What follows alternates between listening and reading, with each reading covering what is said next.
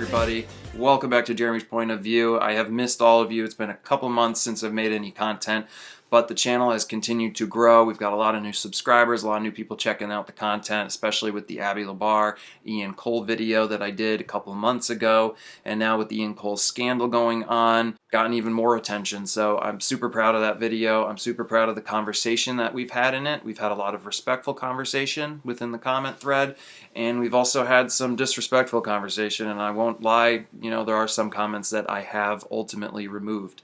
But thank you guys for checking out the video. Thank you guys for supporting the channel. We're almost at 400 subscribers, and I am hoping to hit 1,000 and monetize this thing before the end of the year, and without you guys I wouldn't be able to do it. So thank you very much. And also, like I said, brand new setup. We moved things around in the house over the last couple of months. I've been getting this entire space set up, and I'm pretty proud of it. I'm very glad to have my own little office space and area to work as I continue to try to make you guys better content and give you guys the content that you want to check out and tune in for. All right, let's go ahead and dive into the Carolina Hurricanes opening night game last night against the Columbus Blue Jackets. Hurricanes ended up winning 4-1 in what was a hard-fought victory, The score really doesn't tell the tale all that well. It was a much closer game for a lot of it than, like I said, the score really shows. First period was a little rough. Both teams were kind of trying to get comfortable in the game. But one highlight I will say is having Freddie Anderson back. Freddie looked fantastic in the net last night. He was moving really, really well, and ultimately only let one goal in. Technically two, but the Patrick Laine goal ended up getting overturned. So it was a very solid night for Freddie. He looks like he is taking over right where he left off when he got injured last year, being a possible Vezina Trophy candidate again, hopefully this year. And Antti Ranta, I'm looking forward to seeing him in the net again too. I hope that they can balance it out a little bit more this year so that Freddie can make it to the playoffs and take this team much farther. I hope both guys can stay healthy. I hope they can even out the workload and not throw as much on Freddie, because ultimately, let's face it, Antti played fantastic in the playoffs last year, and we all know he can hold down the net in place of Frederik Andersen. And then we've also got our young stud Pyotr Kochetkov, who is coming up, and I look forward to seeing him in the net even more in the AHL and possibly this year in the NHL. I think he's going to be a stud for this team, and he's going to be the future in the net for this team. But back to the game, like I said, first period was tough, back and forth, ended up going scoreless. It felt like the Carolina Hurricanes came out early and were playing really, really hard the first few minutes, and then Columbus settled in, I think, a little bit quicker and started putting the pressure on us, and we were a little out of sorts. But you know what? It's the first period of the first game of the season. You expect, you need to knock that rust off. As we jumped into the second period, Columbus would jump up 1-0 off of a Patrick Laine goal. Guy's got a crazy shot.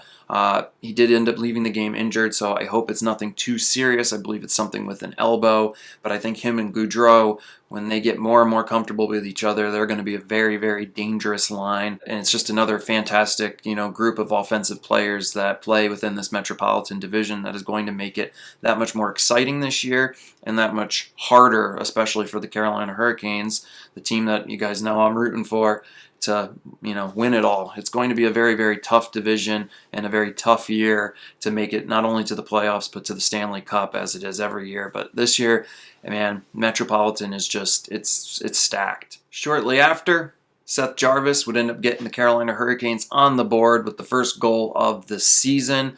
And man, to anybody that's talking about a sophomore slump, Jarvis looked good last night. He looked like he was in there playing hard. Kid's got such a great mentality, and he was one of those players where, as he was making his way up to the NHL, you just saw such progression from him every year, and I expect to see the same exact thing this year within the NHL. I don't think he's going to have a sophomore slump. Maybe he'll have some areas and times where, he's not playing as well, but I think he's going to have an even better year than his rookie season, and I think he's going to be a hell of a player for the Carolina Hurricanes. Seth Jarvis looked great.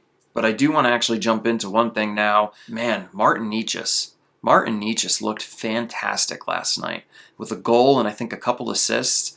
I mean, he looked like he was out there playing with an attitude and with a chip on his shoulder that we just didn't see last year. Last year was a really disappointing year. We expected a lot more out of Martin Necas, and I honestly didn't know if he was going to come back this season. We ended up signing him, I believe, to a 2-year deal, 2-3 million a year, not too much, kind of a bridge deal just to kind of keep him on the books and see if he's going to end up being the player we all expected him to be. And I'm really glad after seeing, I get it's only one game, it's one small sample size, but he looks like he is really prepared mentally for this season.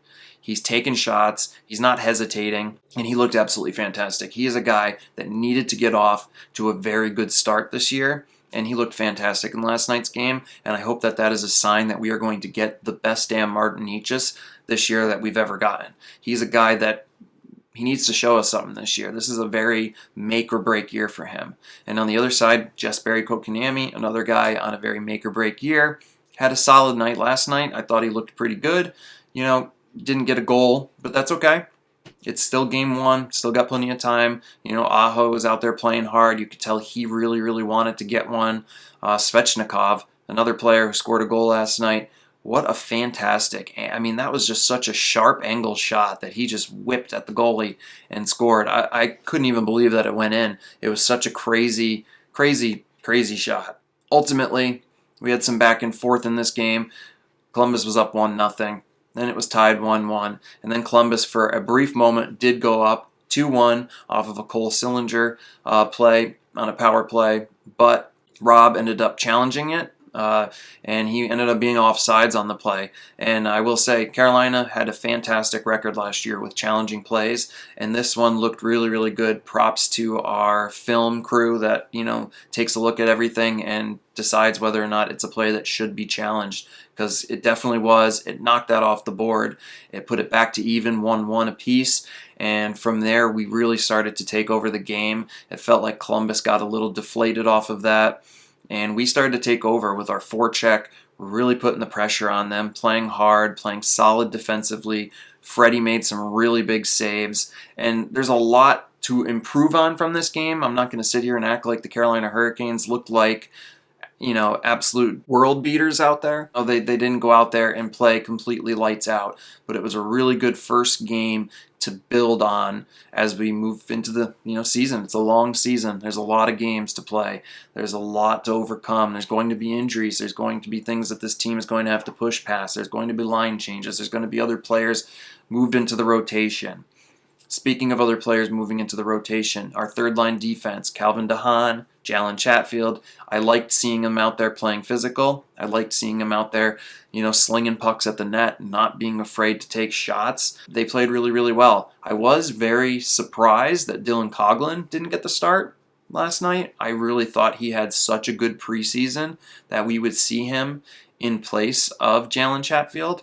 And don't be surprised if on this 5-game road stretch that we're heading on now, if you see Coghlan jump in there and get some starts. And we got to see what's going to be our third line pair. We've got 4 really solid players that can work their way in there between DeHaan, Chatfield, Coghlan, and Ethan Bear. Ethan Bear had probably the weakest preseason, so he has a lot to prove this year. I also wouldn't be surprised if we saw Ethan Bear get moved at some point. I don't know if there's a lot of teams out there interested in him right now, but there are some teams defensively that could use a better player, and potentially Ethan Bear could just use a fresh start. Maybe this just isn't the place where it's going to work out for him. I thought he looked really good early last season, and he's kind of dropped off since then. I don't really know what is going on there. I don't know if it's mental, if he just needs to, get in there and have a couple good games, and maybe he'll be able to get his mindset right and really turn it around. But I thought Chatfield and DeHaan both played really, really well last night, and I'm excited to see Dylan Coghlan in there. I think he was an absolute steal. When everybody talks about this Vegas deal, Max Pacioretty, I get, he's a huge pickup. We got him for free.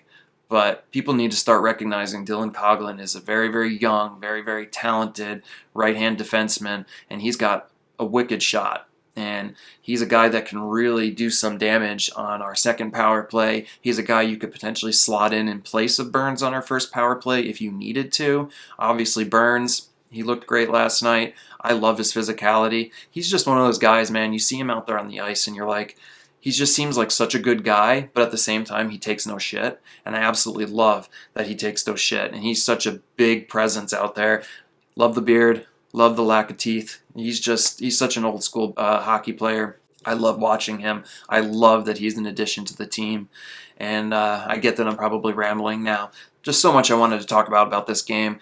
A lot of really, really good things to work off of and grow from here as we move on in the season. Like I said, we start a 5-game road stretch after this because the North Carolina State Fair is taking over the area for the next 7 to 10 days or so. I'll be taking my family to it. As I've told you guys in the past, I only live about 20-25 minutes from the PNC Arena, so I'm excited for it. My kids are very excited to go to the fair this year. Hopefully, we'll come back from this 5-game road stretch with a lot of wins and a lot of positive things to take away from it. I'm very excited this season for what the Carolina Hurricanes look like they're going to be able to do. We've got such a great team. We've added such great veteran pieces, and I'm stoked. I'm glad hockey is back. Come on, guys. Let's just be grateful. The hockey season is back, and it's going to be a great one. I'm looking forward to it. I'm looking forward to talking a lot more hockey with you guys this year.